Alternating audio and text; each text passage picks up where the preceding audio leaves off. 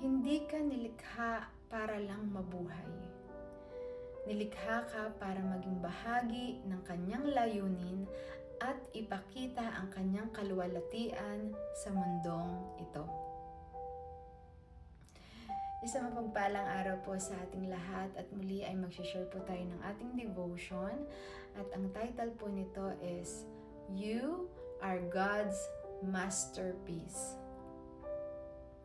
Sabi sa Ephesians chapter 2 verse 10, For we are God's masterpiece.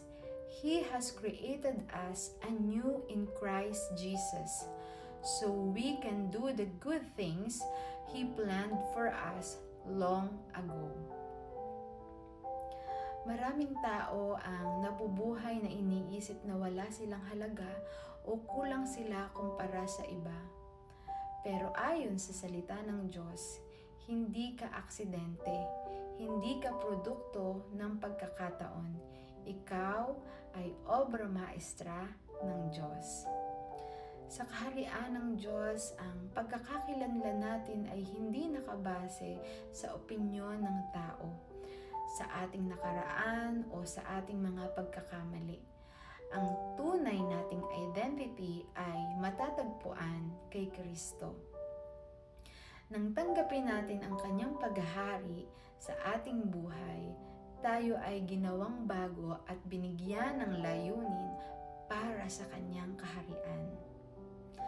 Bawat karanasan, pagsubok at tagumpay sa buhay mo ay maaaring gamitin ng Diyos para sa kanyang plano. Hindi ka nilikha para lang mabuhay. Nilikha ka para maging bahagi ng kanyang layunin at ipakita ang kanyang kaluwalhatian sa mundong ito. Kaya huwag mong maliitin ang sarili mo. Ang master designer ay walang ginagawang walang saysay. May layunin ang buhay mo at may magandang gawaing inihanda ang Diyos para sa iyo. Manalangin po tayo.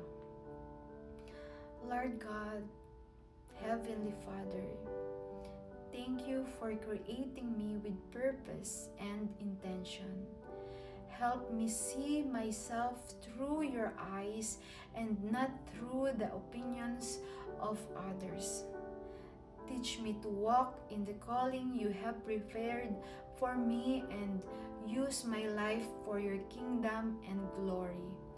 In Jesus' name, Amen. Mga kapatid, you are not an accident.